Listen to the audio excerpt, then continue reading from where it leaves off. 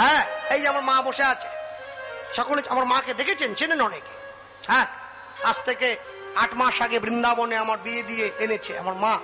তো বৃন্দাবনের সঙ্গে আমার সম্পর্ক বড় নিবিড়। আমি জানি বৃন্দাবনের ব্রজগোপীদের যে ভাবনা, যে ধারণা, যে রাধা অনুরাগ, তার এক শিকি আমাদের নেই, এক শিকি আমাদের নেই। হ্যাঁ, বৃন্দাবনের ব্রজগোপীরা রাধে বলে বলার সঙ্গে সঙ্গে চোখ দিয়ে ঝরঝর করে জল এসে যায়, বলা মাত্রই কেন একবারে মুখের ডগায় বসে আছে। কেন জানেন? সবসময়ের জন্য জানবেন, আমাদের বাংলার মায়েরা 12 হাত শাড়ি পরে, বৃন্দাবনের মায়েরা 14 হাত শাড়ি পরে।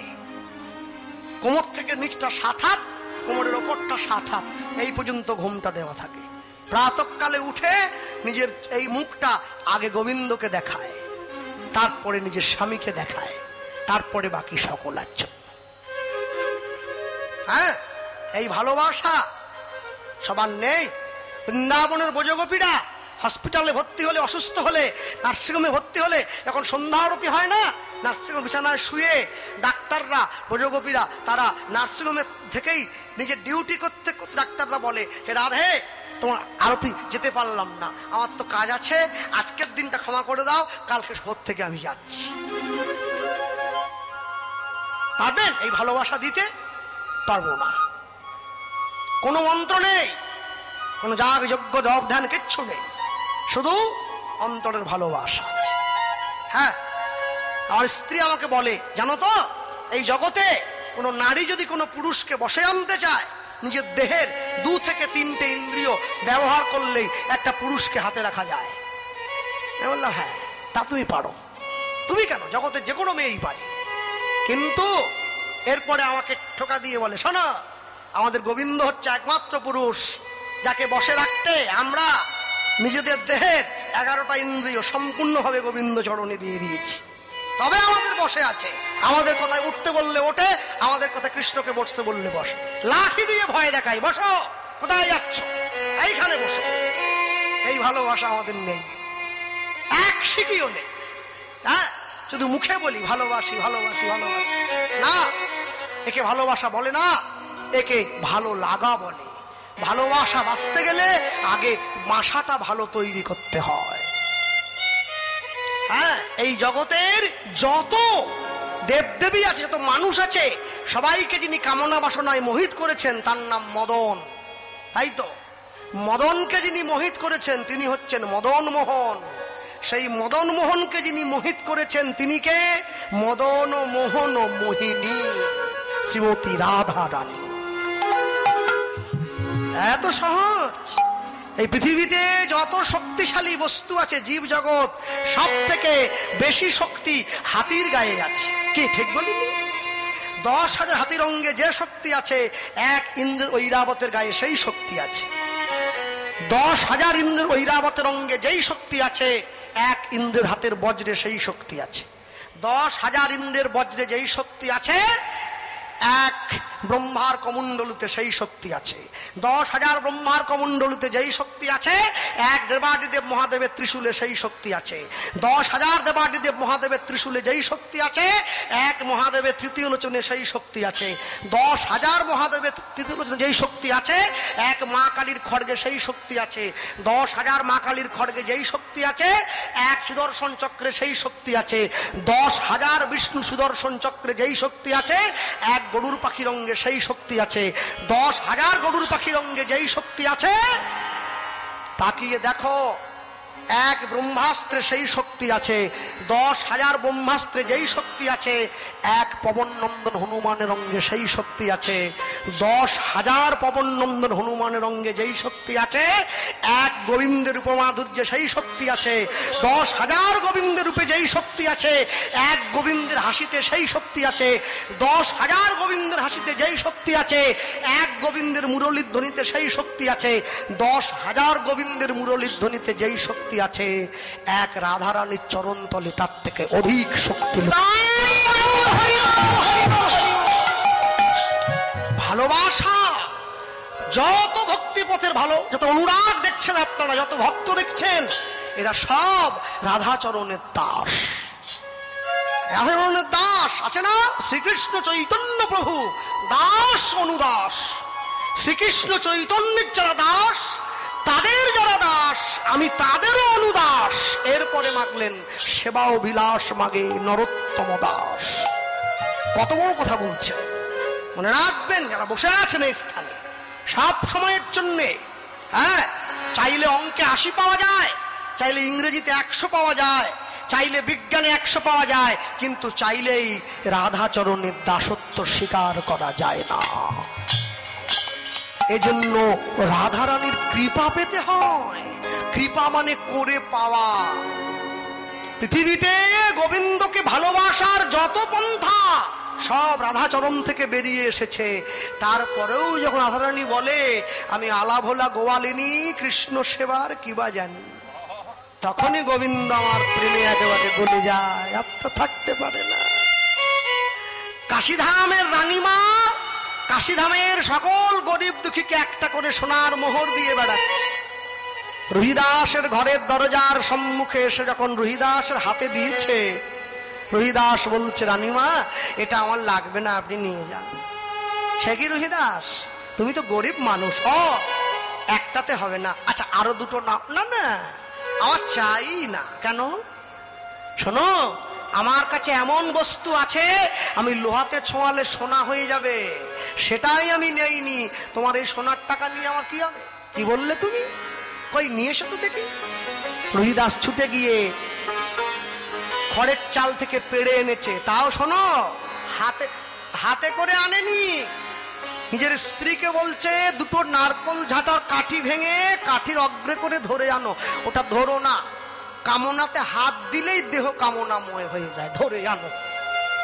ধরে এনেছে দূরে করে। রানীমা বলছে দেখি তো।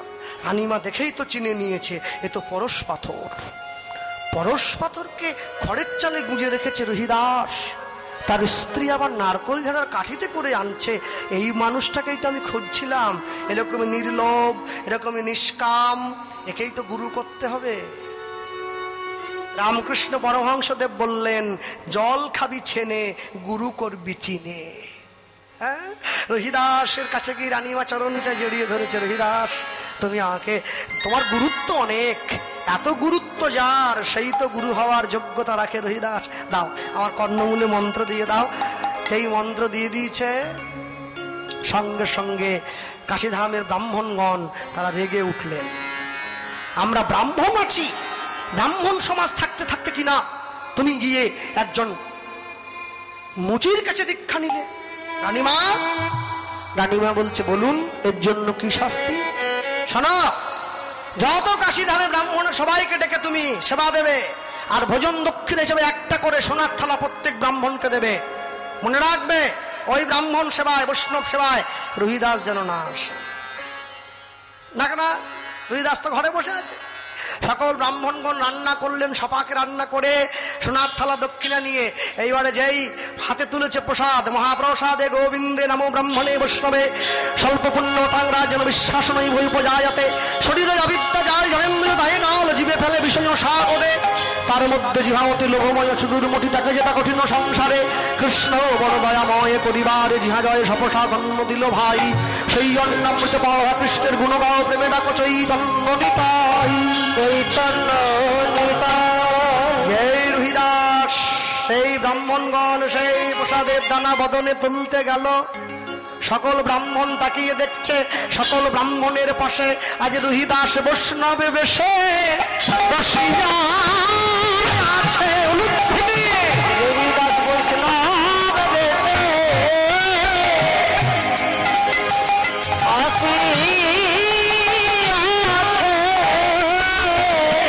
বেশে ব্রাহ্মণের পাশে গিয়া রুহিদাস বৈষ্ণবে বেশে বসিয়া আছে।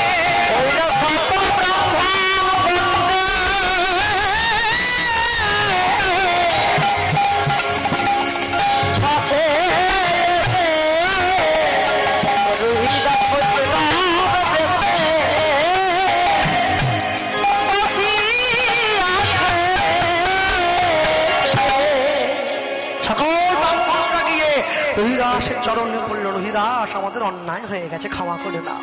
শোনো, ক্ষমা তো পরম ধর্ম। যে নিজের ব্যথা বুঝতে পারে সে মানুষ, যে পরিবারের ব্যথা বুঝতে পারে সে তো মহামানুষ, যে সমাজের ব্যথা বুঝতে পারে সে তো মনীষী, আর যে জগতের ব্যথা বুঝতে পারে সে তো ভগবান। আমার কৃষ্ণ তোমাদের কৃপা করবে, তোমরা নাম করো, তোমরা ভক্ত হবে, বিভক্ত হবে না, সকলে এক হয়ে থাকবে। হরিদাসের বয়স হয়ে গেছে, ঘরের মধ্যে শুয়ে আছে। প্রভু, সংসারের মায়ায় অনেক তো হলো, এবার আমাকে তোমার চরণে জায়গা দাও। রাতের অন্ধকারে সওদাগর বসে ভগবান রহিদাসকে স্বপ্ন দিচ্ছে, রহিদাস এসো আমার কাছে। প্রভু, হ্যাঁ কোথায় আছো তুমি? হস্তিনাপুরে যুধিষ্ঠির মহারাজ রাজস্ব যজ্ঞ করছে, আমি সকলার পা ধুইয়ে দিচ্ছি, তুমি এসো, সেইখানেই আমি তোমারও পাটা ধুইয়ে দেবো, তোমাকে বুকে জড়িয়ে ধরবো, গুরুদেবের ইচ্ছা পূরণ করব। হ্যাঁ, কিন্তু প্রভু আমি তো হস্তিনাপুর চিনি না, আমি ভীমকে পাঠিয়ে দিচ্ছি, ভীম যাবে তোমায় আনবার জন্য, তুমি এসো। ভীমের সঙ্গে ভীম এসেছে, হরিদাস ভীমকে সঙ্গে নিয়ে যাচ্ছে।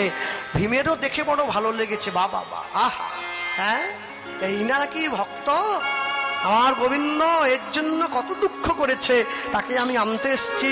হরিদাসের সেই পোডলাটা ভীম মাথায় নিয়েছে। হ্যাঁ চলুন, আমি আগে যাই, আপনি পিছনে পিছনে, ভীম পিছনে যা আগে যায়, হরিদাস পিছনে পিছনে যায়, বলতে বলতে যায়, এসো ভাই নাম গাই, কৃষ্ণ নাম হরি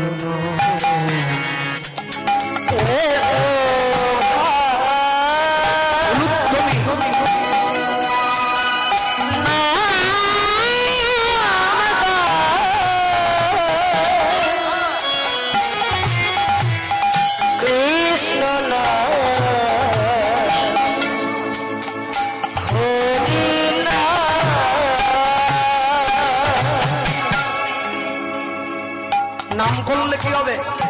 দূরে যাবে ত্রিতাপ জ্বালা,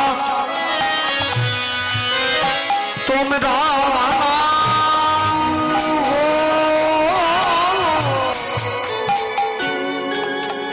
নামের মালা, দূরে যাবে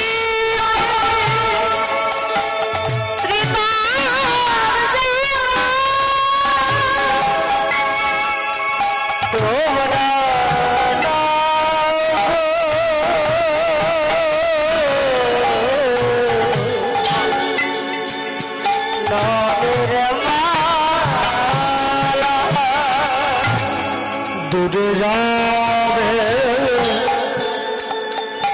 ত্রিতা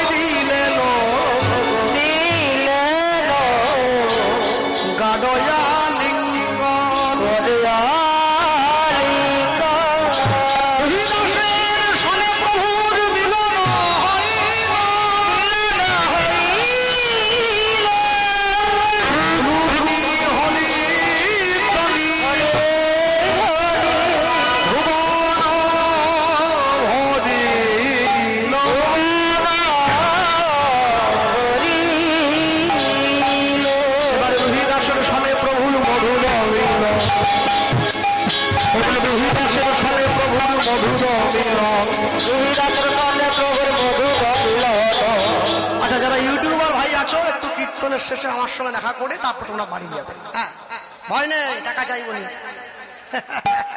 এবার রোহিদাসের সনে প্রভুর মধুর অনুধ্বনি হদিধ্বনি ভজিল অনুধ্বনি হদিধ্বনি ভজিল ভুবন হরি পুরুষ জগৎ বন্ধু মহায়োগদারণ জয় জয় রাধা ললিতা বলো দেবে চরণ এটাই গৌর হরি বল, এটাই গৌর হরি বল। যেমন তুলসী তেমনই থাকে, যেমন ফুল তেমনই থাকে, যেমন মালা তেমনই থাকে, না শুকায় না পচে যায়।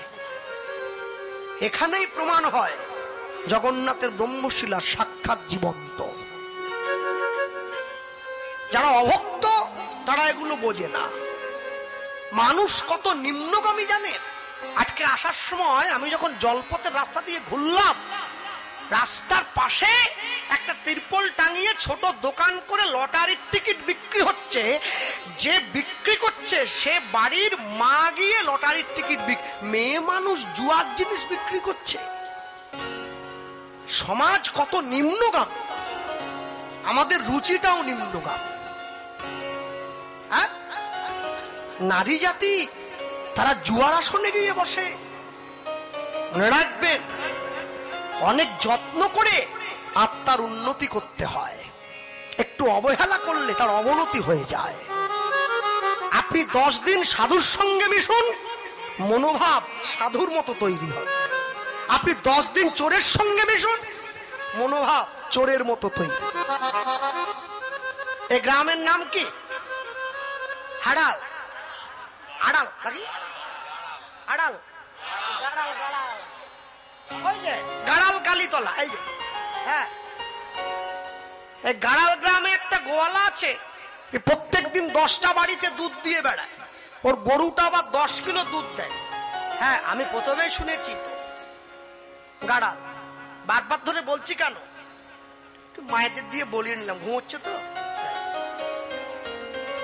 হ্যাঁ, এই গ্রামে একটা গোয়ালা আছে, প্রত্যেক দিন 10টা বাড়িতে দুধ দিয়ে বেড়ায়।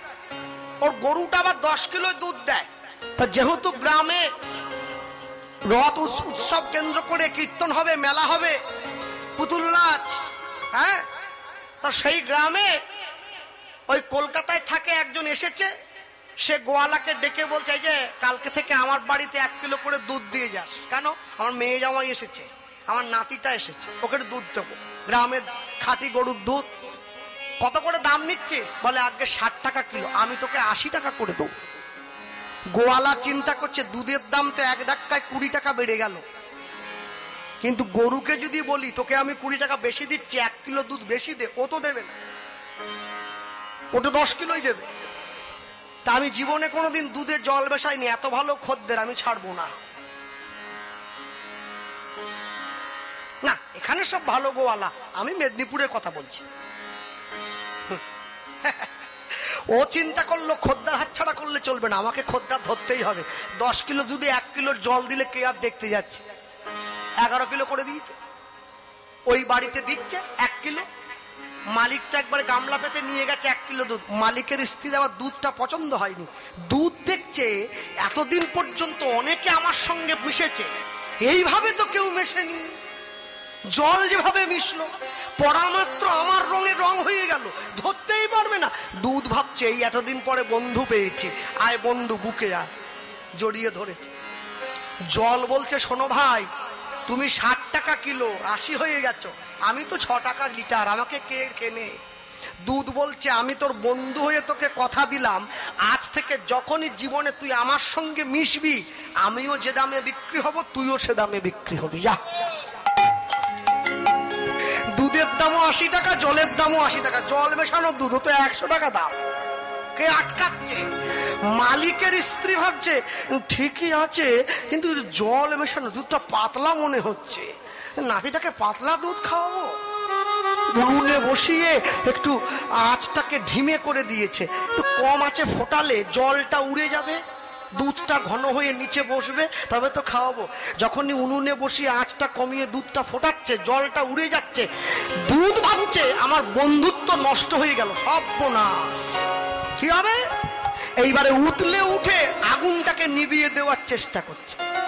মালিকের স্ত্রী দেখছে আসল জিনিসই যদি চলে যায়, নাতির মুখে দেব, আবার মগে করে জল নিয়ে আবার উনুনে দুধ বলে বন্ধু এই জন্যই অপেক্ষা করছে।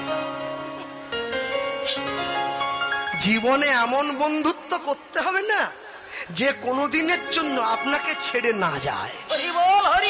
হ্যাঁ, গোবিন্দকে বন্ধু করবেন, কোনদিন সুখে দুঃখে সম্পদে বিপদে কোনো দিনের জন্য সে আপনাকে ছেড়ে কোনো দিনের জন্য যায় না। হ্যাঁ, আমার স্ত্রীকে মাঝে মাঝে বলি একটু হরিনাম করো, করতাল বাজিয়ে করে, না বলে না, মুখের ওপর তো বলবে না, কিন্তু করে। করার পরে মুখটা ছোট, কি গো কীর্তন আমার মুখের হরিনাম শুনে লোকের মুখে হাসি ফোটে, তোমার মুখে হাসি নেই কেন? বলে না ঠিকই আছে, কিন্তু 2 বছর হয়ে যাচ্ছে, হ্যাঁ বছর পার হয়ে যাচ্ছে, তুমি কীর্তন করছো, সবই করছো, এই আবার দুর্গাপুজো এসে যাচ্ছে, একটা জামদানি কি আমদানি হবে না? আরে ওরই নামেও জামদানি চিন্তা করছিস, তুই কেমন মানুষ রে? হ্যাঁ, ওরে জামদানি কেড়ে নেবে রে, আমদানি করতে হলে নাম আমদানি কর, ওটা তোর সঙ্গে যাবে। প্রেমানন্দ গুরুদেবের আশ্রমে গুরুদেবকে গিয়ে বলছে, গুরুদেব আপনি আমাকে বলুন আমাকে কি পরিশ্রম করতে হবে। এই বাবা রে, তুই তো ছোট ছেলে, ভারী কোনো কাজ না, একটু ভিক্ষা করতে পারিস? ভিক্ষা করবো না, কোনো ব্যাপার, দেন ঝুলিটা দেন। গুরুদেব প্রেমানন্দের হাতে ভিক্ষার ঝুলিটা দিয়ে, এই না ধর। যেই ভিক্ষার ঝুলিটা দিয়ে দিয়েছে, প্রেমানন্দ বের হয়ে চলে যাচ্ছে। গুরুদেব বললেন, দাঁড়া, কোথায় যাচ্ছিস? আমি ভিক্ষা করতে যাচ্ছি। না না না, ভিক্ষা করতে গেলে তো হবে না। ওরে প্রেমানন্দ, আমার আশ্রমে ভিক্ষার একটা নিয়ম আছে রে। ভিক্ষার আমার নিয়ম হবে না?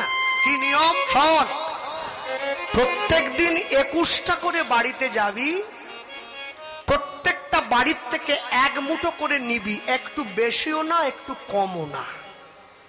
21টা বাড়ির থেকে 21 মুঠো চাল ডাল ভিক্ষা করে এনে তুই আমার হাতে দিবি, আমি রান্না করে গোবিন্দর সেবা দেব, গুরু শিষ্যতে প্রসাদ পাবো। গুরুদেবের কথা শুনতে হবে তো। প্রেমানন্দ ভিক্ষার ঝুলিটা হাতে নিয়ে ভিক্ষা করতে চলে যায় গোবিন্দ সেবার জন্য। গুরুদেব শিখিয়ে দিয়েছে 21 মুঠো চাল, আমার শ্রী গোবিন্দের সেবার তরে তোমরা ভিক্ষা দাও।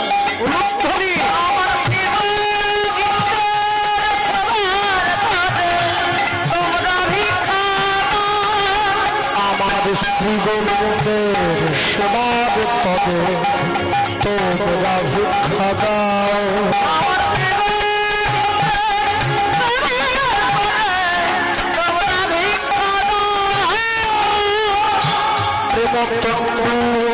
দিয়ে তোমরা আমার জন্মের মতো কিনে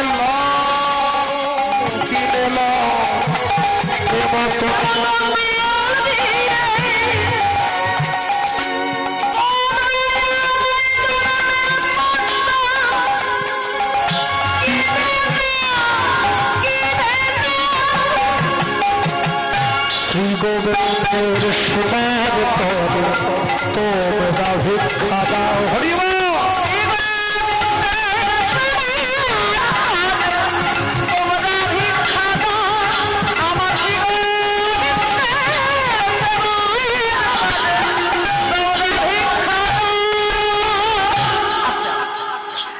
জগন্নাথের ছবির উপরে যে মহাদেবের ছবিটা দিয়েছেন না, এটা এইভাবে দেওয়া যাবে না কিন্তু। হ্যাঁ, মহাদেবের ছবি একটা পাশে দিতে হবে, ভগবানের মাথার উপরে কারোর ছবি দেওয়া যাবে। জগন্নাথ দেব সাক্ষাৎ ভগবান। হ্যাঁ, সরিয়ে দেবে। নিজের তরে চাই না আমি, চাই যে তারি লাগে,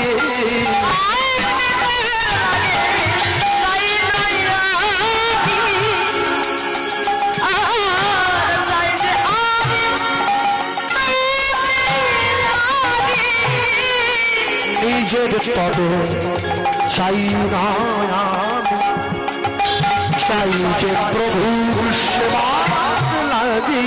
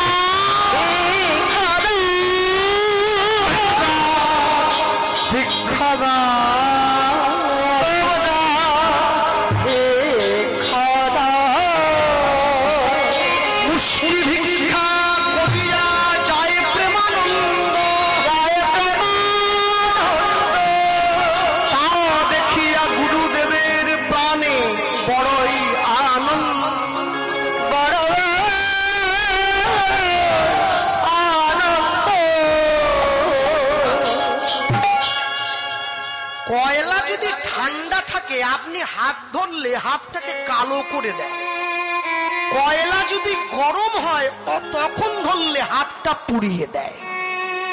অসৎ সঙ্গ যেমনই হোক ওটা খারাপ, ঠান্ডা হোক চাই গরম।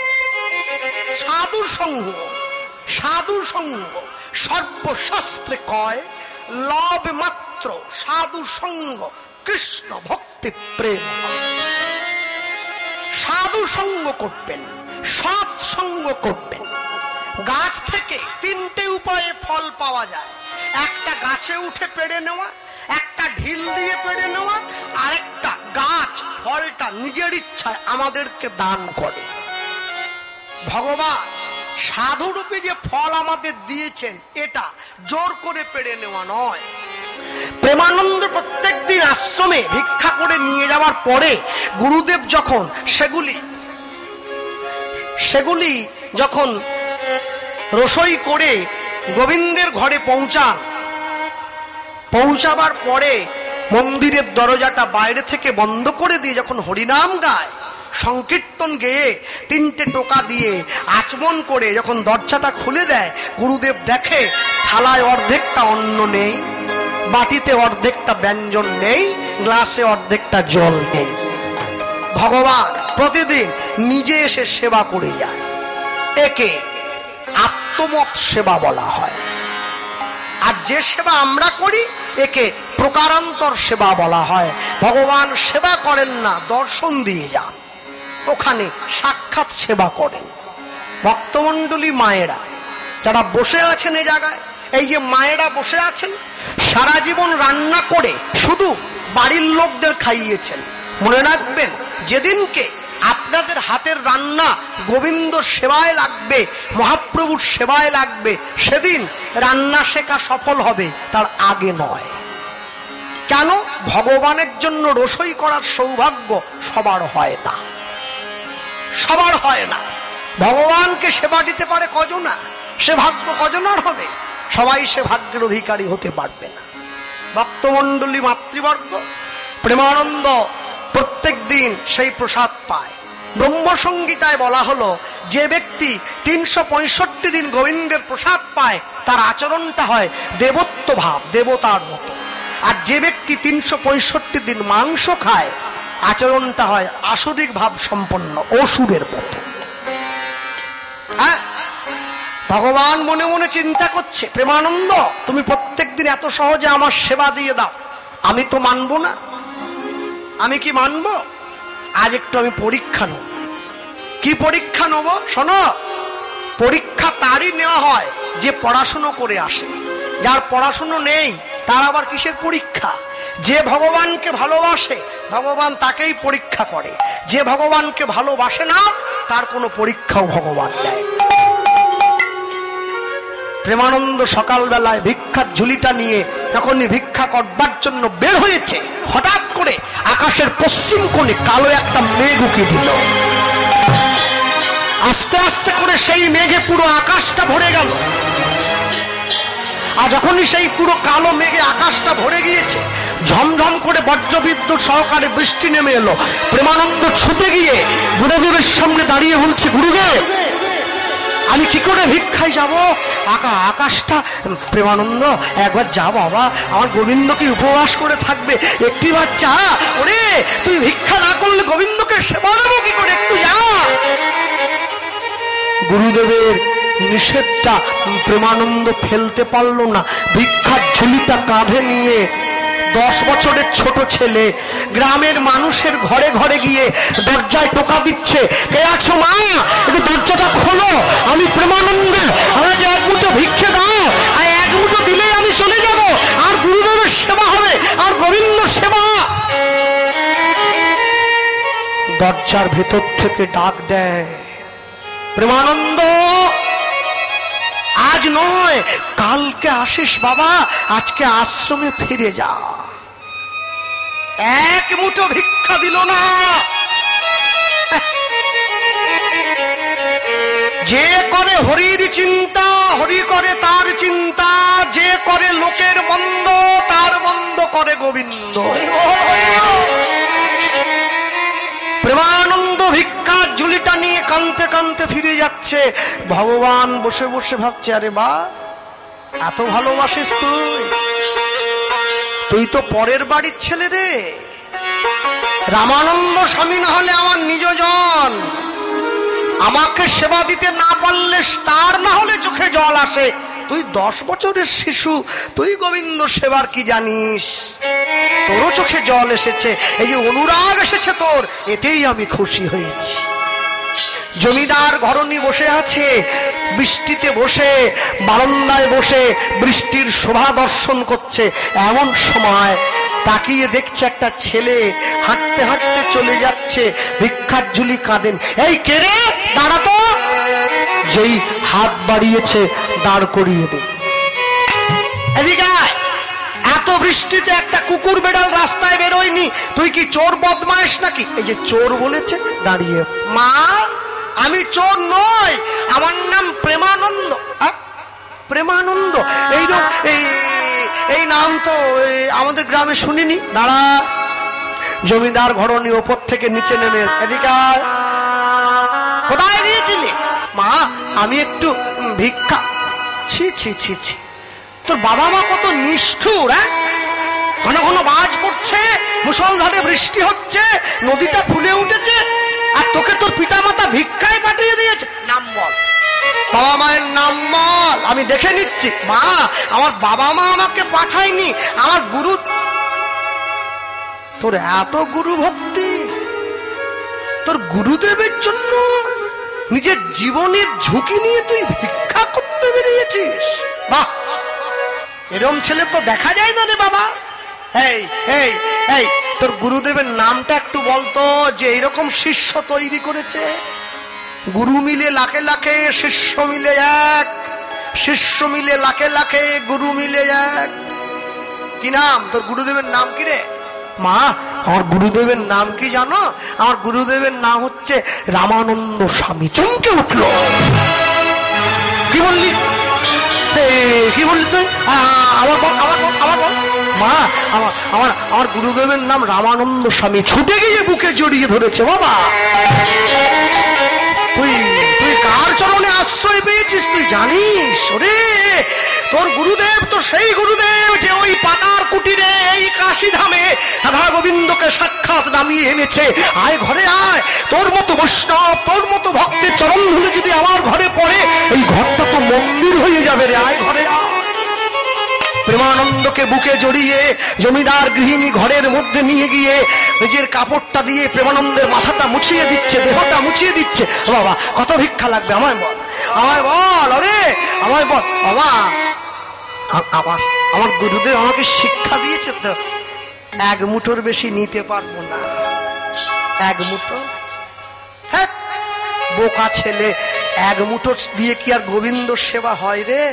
আমা 21টা বাড়ি থেকে 21 মুঠো চাল নিয়ে যাই। ও বুঝেছি, তোর গুরুদেব বড় চালাক, প্রত্যেকটা বাড়ির থেকে এক মুঠো করে নিতে বলে। কেন? কারো কাছে ঋণে থাকবে না তোর গুরুদেব, আর নিজের গোবিন্দকেও কারো কাছে ঋণে রাখবে না, তাই এক মুঠো করে নিতে বলে। কিন্তু আমিও জমিদারের ঘরণী, আজ আমি গোবিন্দকে ঋণী করে দেবো। এই খোকা, আজকে আমি তোকে 21 মুষ্টি চাল দেবো। মা দেখো, আমার গুরুদেব জানতে পারলে আমার আশ্রম থেকে তাড়িয়ে। চুপ কর, তুই কত দূরে এসেছিস জানিস ভিক্ষার জন্যে? তোর গুরুদেব কি দেখতে পাবে তুই কথার থেকে কত মুঠো নিলি? ঝুলিটা পাত, ঝুলিটা পাত। প্রেমানন্দ ঝুলিটা পেতে দিয়েছে। জমিদার ঘরণী বলে কথা, হ্যাঁ সাক্ষাৎ কৃষ্ণ ভক্ত ঘরে এসেছে, 21 মুঠো কি গুনে দেওয়া যায়? আরো 2-4 মুঠো বেশি দিলে ক্ষতি কি আছে? বেশিও দিয়েছে। এইবারে একবারে সোনার থালায় করে ভর্তি করে এনে, এবার থালা ভর্তি করে গাছে উঠে পেড়ে নেওয়া নয়, এটা অনেক লোকের বাঞ্ছা, অনেক প্রকার কৃপাতে করেছে বহু নামের উপচার। জগৎজীবকে কৃপা করবার জন্য নাম, যার যে নাম ভালো লাগে সেই নাম। হ্যাঁ, ভক্তমণ্ডলী মায়েরা সম্মুখে গিয়ে গুরুদেবের হাতে দেয়। এইবারে বলি, গুরুদেব কিন্তু প্রেমানন্দকে আসল ইতিহাসটা বলেনি।